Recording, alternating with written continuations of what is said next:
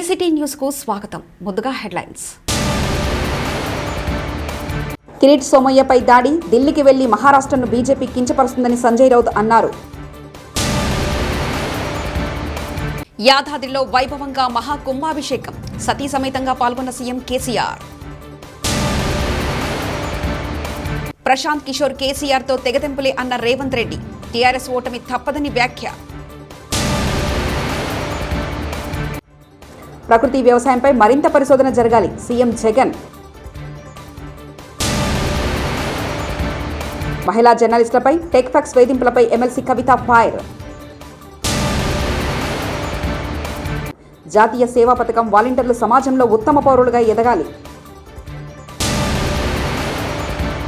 BJP నేతలు పొద్దస్తమానం రాజకీయాలు చేయడం మాని కేంద్రం తెలంగాణ బిడ్డలకు ఉద్యోగ అవకాశాలు కల్పించాలని మంత్రి సత్యవతి రాథోడ్ వ్యాఖ్య.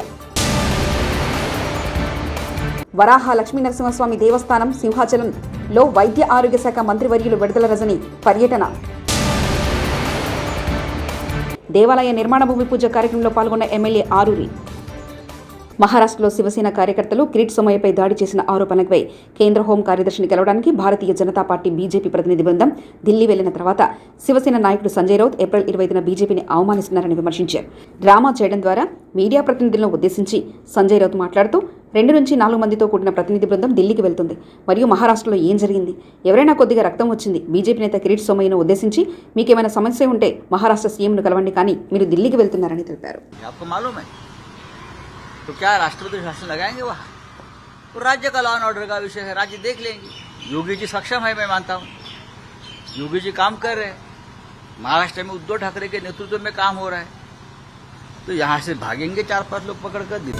ఇక వివరాలకు వెళ్తే యాదాద్రి లక్ష్మీనరసింహస్వామి ఆలయానికి అనుబంధంగా ఉన్న పర్వతవర్ధిని రామలింగేశ్వర స్వామి ఆలయ ఉద్ఘాటన మహాకత్రును సోమవారం వైభవంగా నిర్వహించారు. సీఎం కేసీఆర్ సతీ సమేతంగా ఈ కత్రులో పాల్గొన్నారు. రామలింగేశ్వర స్వామి ఆలయ ఉద్ఘాటనకు 5 రోజులుగా అగమశాస్త్ర రీత్యా మహాకుంభాభిషేక మహోత్సవం నిర్వహించిన విషయం తెలిసిందే. స్వర్ణ కలశాల ప్రతిష్టాపన కార్యక్రమంలో దేవాదాయ శాఖ మంత్రి ఇంద్రకరణ్ రెడ్డి పాల్గొన్నారు.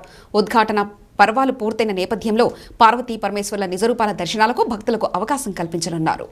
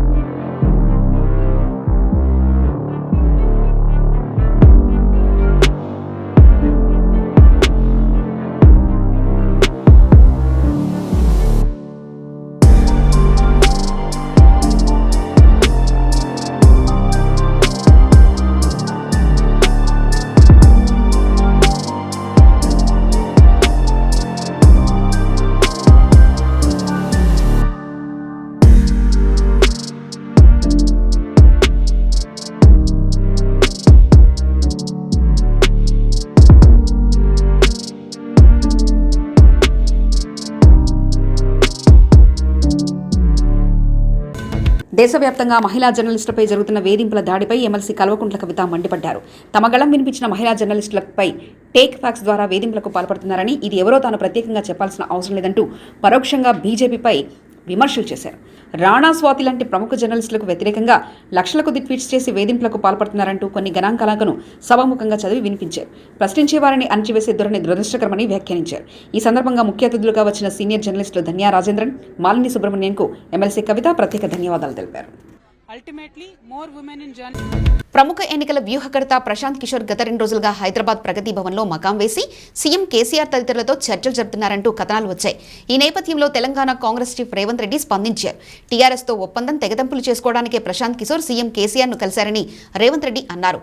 ఇకపై టీఆర్ఎస్కు ప్రశాంత్ కిషోర్కు చెందిన ఐపాక్ సంస్థకు సంబంధాలు తెగిపోయినట్టేనని పేర్కొన్నారు. ప్రశాంత్ కిషోర్ విషయంలో మేం ముందు నుంచి చెప్పిందే ఇప్పుడు జరిగిందని రేవంత్ స్పష్టం చేశారు. ప్రశాంత్ కిషోర్ కాంగ్రెస్ పార్టీలో చేరగానే తనతో కలిసి సంయుక్తంగా మీడియా సమావేశం నిర్వహిస్తారని, టీఆర్ఎస్ను ఓడించాలని ఆయనే స్వయంగా పిలుపునిస్తారని తెలిపారు. తనతో కలిసే ప్రశాంత్ కిషోర్ ప్రెస్ మీట్ పెట్టే రోజు దగ్గరలో ఉందని ఆయన స్పష్టం చేశారు. సహజ ప్రకృతి వ్యవసాయ పద్ధతులపై నీతి ఆయోగ్ ఆధ్వర్యంలో సదస్సు క్యాంపు కార్యాలయం నుంచి వీడియో కాన్ఫరెన్స్ ద్వారా సదస్సులో పాల్గొన్న సీఎం వైఎస్ జగన్. కార్యక్రమంలో సీఎం సమీర్ శర్మ, ముఖ్యమంత్రి special CS KS Jawahar Reddy, agriculture special commissioner CH Harikiran, ఇతర ఉన్నతాధికారులు హాజరయ్యారు.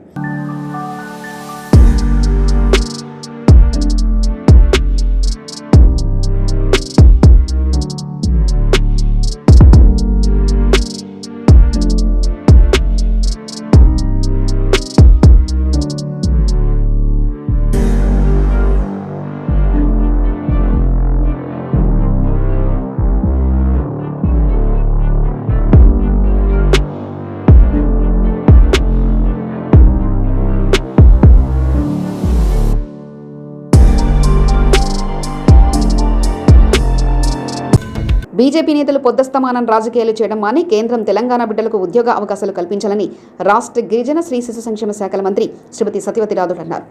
గత 8 నెలల్లో తెలంగాణ రాష్ట్రం 2,20,000 ఉద్యోగాలు భర్తీ చేస్తుంది. కేంద్రం కూడా 2 కోట్ల ఉద్యోగాలు భర్తీ చేయాలి. శుభకృత నామ సంవత్సరాన్ని సీఎం కేసీఆర్ ఉద్యోగ నామ సంవత్సరం చేశారు. నూతన జోనల్ విధానం వల్ల స్థానికులు పెద్ద ఎత్తున ఉద్యోగ అవకాశాలు లభిస్తున్నాయి. ఎమ్మెల్యే గండ్ర వెంకటరమణారెడ్డి తన తండ్రి పేరు మీద పెట్టిన ట్రస్ట్ ద్వారా ఉచిత కోచింగ్ ఇవ్వడం అభినందనీయం. ఈ ఉచిత కోచింగ్ను సద్వినియోగం చేసుకుని అభ్యర్థులు పెద్ద ఎత్తున ఉద్యోగాలు సాధించాలి. కోచింగ్ కేంద్రాల్లో ఆడపిల్లలు అధికంగా ఉండడం చూస్తే సంతోషం వేస్తుందని అన్నారు. ఈ కార్యక్రమంలో MLA Gandra Venkataramanareddy, Warangal rural ZP chairperson Shrimati Gandra Jyothi, వారి కొడుకు ట్రస్ట్ నిర్వాహకులు గండ్ర గౌతమ్ రెడ్డి, రాష్ట్ర వికలాంగులు కార్పొరేషన్ చైర్మన్ వాసుదేవరెడ్డి, ఇతర నాయకులు, అధికారులు పాల్గొన్నారు. మరి మంచి అమ్మాయి వస్తుంది, ఎక్కువ కట్నం వస్తుంది, మంచి భర్త వస్తారంటే నేను బిలీవ్ చేయను, ఉండొచ్చు.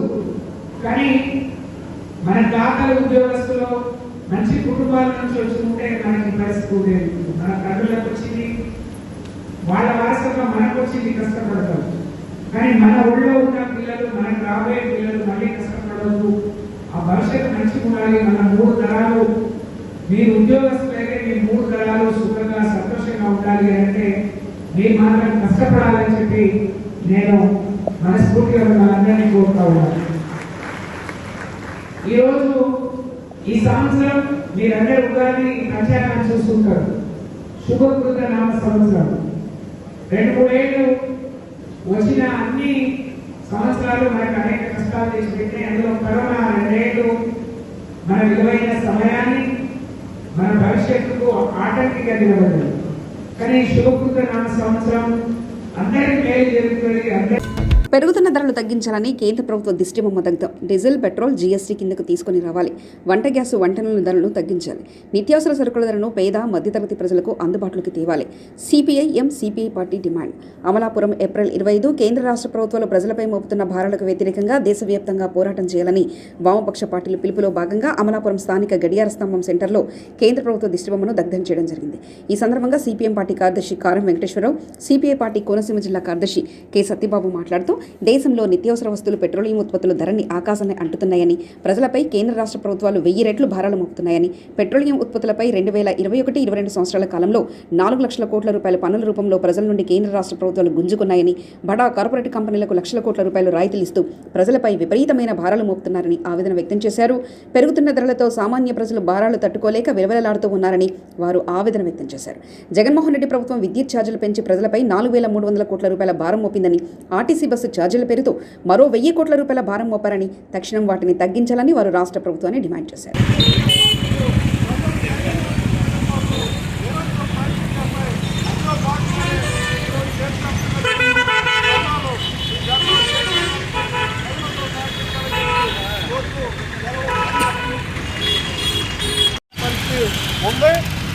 పేద ప్రజలు ఇవ్వాల్సినటువంటి రాయితీలు ఇవ్వకుండా కేవలం కార్పొరేట్ కంపెనీకి రాయితీలు ఇస్తూ వ్యాపారమైన భారాలు మోస్తున్నటువంటి పరిస్థితి నిర్మాణం.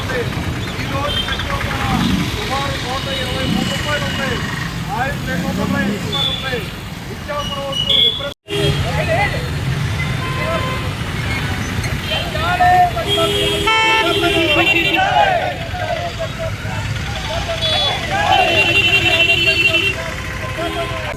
తెలంగాణ రాష్ట్రంలో రెండో విడతలో దళిత బంధు నిరుపేద దళిత కుటుంబాలకు ఇవ్వాలని భారత విద్యార్థి ఫెడరేషన్ ఎస్ఎఫ్ఐ జిల్లా అధ్యక్షులు మంద శ్రీకాంత్ అన్నారు. సోమవారం రోజున మండల కేంద్రంలోని అంబేద్కర్ విగ్రహం దగ్గర విలేకరుల సమావేశంలో మాట్లాడుతూ మొదటి విడతలో రాష్ట్రంలో తెలంగాణ రాష్ట్ర ప్రభుత్వం ప్రవేశపెట్టిన దళిత బంధు పథకం టీఆర్ఎస్ నాయకులకే వచ్చిందన్నారు.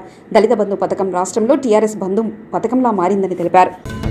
ఐనవోలు శ్రీ మల్లికార్జున స్వామి ప్రసాద పునరావర్తన మహోత్సవంలో భాగంగా చివరి రోజు మహాకుంభాభిషేక కలశ పూజ మహోత్సవంలో పాల్గొన్నారు. తెరాస వరంగల్ జిల్లా అధ్యక్షులు వర్ధన్నపేట ఎమ్మెల్యే ఆరూరి రమేష్ గారు మరియు వరంగల్ నగర మేయర్ గుండు సుధారాణి. ఈ కార్యక్రమంలో వరంగల్ జిల్లా DCCB bank chairman Marneni Ravinder Rao గారు, ఎంపీపీ మార్నేని మధుమతి, ఆలయ చైర్మన్ మునిగాల సంపత్, ఆలయ ఈవో నాగేశ్వరరావు, ఆలయ డైరెక్టర్లు, సిబ్బంది తదితరులు పాల్గొన్నారు. శుభకార్యంలో పాల్గొన్న జెడ్పీటీసీ పీటీఆర్ ఈరోజు టేకుమాట్ల మండలంలోని రాఘవరెడ్డిపేట వాస్తవ్యులు బొంకురు రామకృష్ణ గారి కుమార్తె పురుడు కార్యక్రమంలో పాల్గొని చిన్నారిని ఆశీర్వదించిన టేకుమాట్ల జెడ్పీటీసీ పులి తిరుపతి రెడ్డి. విజయవాడ 26వ డివిజన్ వెనిగళ్ల వెంకట రామయ్య వీధిలో నూతనంగా యూరో కిడ్స్ స్టార్ ప్లే స్కూల్ని ప్రిన్సిపల్ వెంకట ప్రసన్నారెడ్డి ఆధ్వర్యంలో విజయవాడ నగర మేయర్ రాయన భాగ్యలక్ష్మి, డిప్యూటీ మేయర్ అవుతు శైలజారెడ్డి ఘనంగా ప్రారంభించారు. మేయర్ భాగ్యలక్ష్మి మాట్లాడుతూ విజయవాడ సిటీలో కిడ్స్ ప్లే స్కూల్ని ప్రారంభించడం చాలా సంతోషంగా ఉంది. అలాగే విజయవాడ 26వ డివిజన్ మారుతినగర్లో ఉన్న ప్రజలు ఇలాంటి కిడ్స్ స్కూల్ని ఉపయోగించుకోవాలని తెలిపారు. ఈ కార్యక్రమంలో 26వ డివిజన్ స్థానిక కార్పొరేటర్ వల్లభలేని రాజేశ్వరి, 23వ డివిజన్ కార్పొరేటర్ నెల్లిబండ్ల బాలస్వామి, 40వ division corporator Yaredla Anjaneyareddy, Vijayawada MEO Atluri Venkataratnam, principal Venkata Prasannareddy, school సిబ్బంది తదితరులు పాల్గొన్నారు.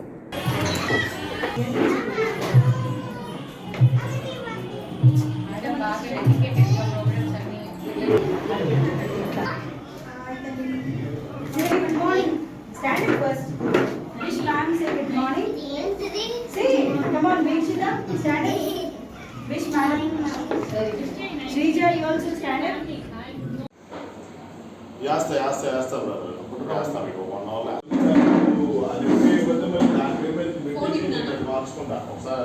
కార్పొరేటర్ గారు రాజేశ్వరి గారు, ఇక్కడ euro school pay school principal గారు ప్రసన్న గారు స్కూల్ను ఓపెన్ చేసుకోవటం జరిగింది.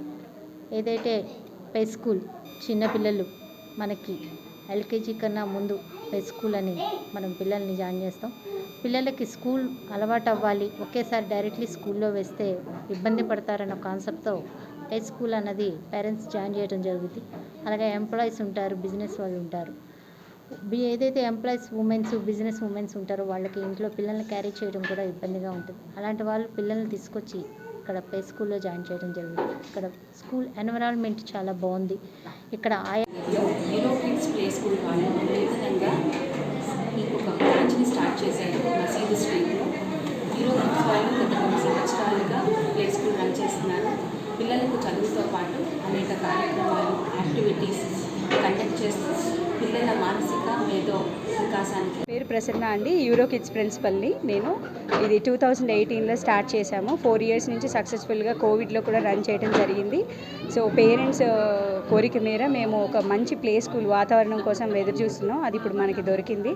సో దాన్ని నీట్గా డెకరేట్ చేసి, రెనోవేట్ చేసి, సేఫ్ ప్లేస్గా దీన్ని చేంజ్ చేసి పిల్లలకి ఇక్కడ నూతనంగా ఇవాళ స్టార్ట్ చేశాము.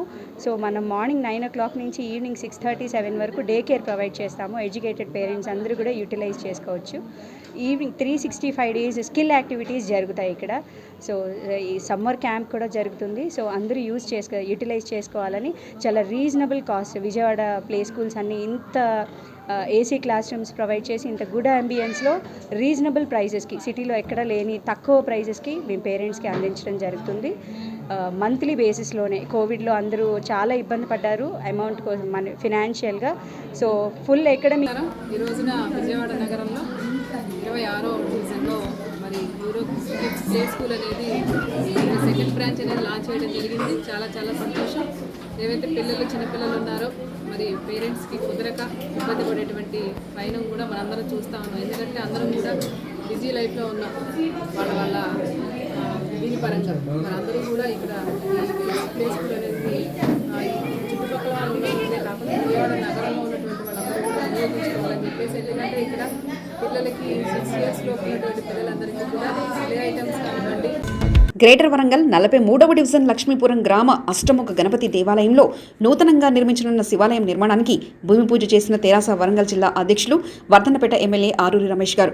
అనంతరం ఆలయ ప్రాంగణంలో మొక్కను నాటి అన్నదాన కార్యక్రమంలో ఎమ్మెల్యే గారు పాల్గొనడం జరిగింది. శ్రీ శ్రీ శ్రీ వరాహలక్ష్మీ నరసింహస్వామి దేవస్థానం సింహాచలం సోమవారం వైద్య ఆరోగ్య శాఖ మంత్రివర్యులు మరియు విశాఖ జిల్లా ఇన్ఛార్జ్ మంత్రి శ్రీమతి విడుదల రజని శ్రీ స్వామివారిని దర్శించుకొని వీరికి ఆలయ ఈవో ఎంవి సూర్యకళ స్వాగతం పలికి ముందుగా కప్పస్తంభనం ఆలింగం చేయించి నాదస్వరాలతో బేడ ప్రదక్షిణ చేయించి స్వామివారి దర్శనం తదుపరి వేద పండితులచే వేద ఆశీర్వచనం చేయించి స్వామివారి ప్రసాదాలను ఈవో ఎంవి సూర్యకళ అందజేశారు.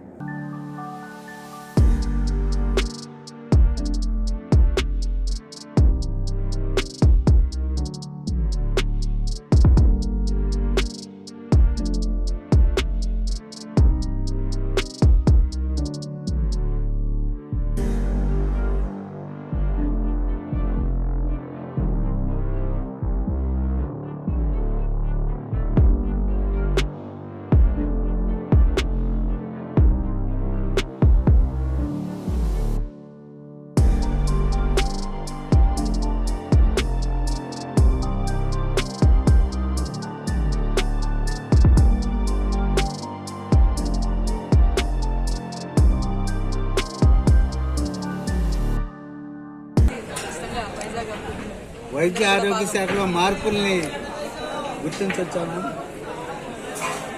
వైద్య ఆరోగ్య శాఖలో ఇప్పటి వరకు ఉన్న పథకాలకి ఇప్పుడు మార్పులు వచ్చే అవకాశం ఉందా?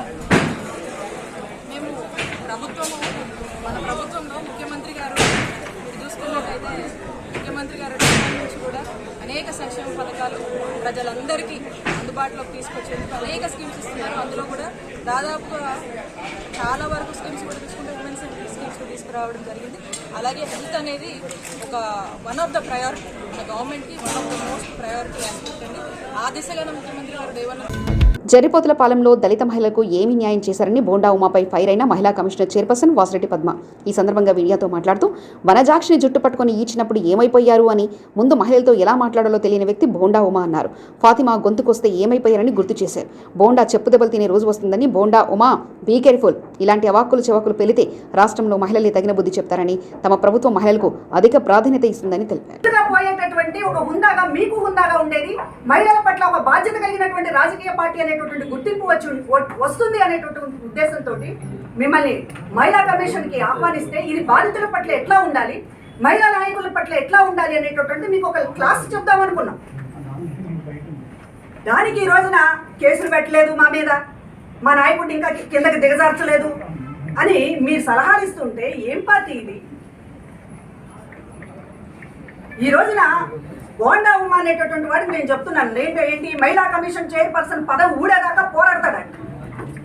ఓ పక్కనేమో నోటీసులకు నేను భయపడేది లేదు, నేను రాను రాను రాను అంటున్నాడు, గట్టిగా భయంతో అరుస్తున్నాడు. రాను అంటున్నాడు, మళ్ళీ న్యాయ పోరాటం చేస్తానంటున్నాడు. నా పదవి పోయేదాకా నువ్వు పోరాడితే నీకేమన్నా తెలుగుదేశం పార్టీలో ఉత్తమ మహిళా నేతగా ఏమన్నా సర్టిఫికెట్ ఇస్తారా చంద్రబాబు నాయుడు గారు? అలా అని నీకేమన్నా చీరగట్టి పంపించాడా? జయశంకర్ భూపాలపల్లి జిల్లా రేగొండ మండల కేంద్రంలో పర్యటించిన కేంద్ర పర్యాటక శాఖ మంత్రి కిషన్ రెడ్డి, హుజరాబాద్ ఎమ్మెల్యే ఈటల రాజేందర్ జిల్లా పర్యటనలో భాగంగా రేగొండ మండలంలోని రూపిరెడ్డిపల్లి గ్రామానికి చెందిన రామాలయంలో ప్రత్యేక పూజలు నిర్వహించారు. ముందుగా ఆలయ అర్చకులు మంత్రికి పూర్ణకుంభతో స్వాగతం పలికారు. అనంతరం రేగొండ మండల కేంద్రంలోని ప్రాథమిక ఆరోగ్య కేంద్రాన్ని తనిఖీ చేశారు. ఈ కార్యక్రమంలో పిహెచ్సికి వచ్చిన రోగులతో మాట్లాడారు. అదేవిధంగా రేగొండ మండలంలోని తిరుమలగిరి గ్రామ శివారు ప్రాంతాల్లో గల పాండవుల గుట్టలు తిలకించారు. ఈ కార్యక్రమంలో జిల్లా collector Bhavesh Mishra, additional collector Dayakaran, DM HO Sriram, BJP రాష్ట్ర అధికార ప్రతినిధి చందుపట్ల కీర్తిరెడ్డి, సత్యపాల్, బీజేపీ జిల్లా అధ్యక్షులు కన్నపు యుగేందర్.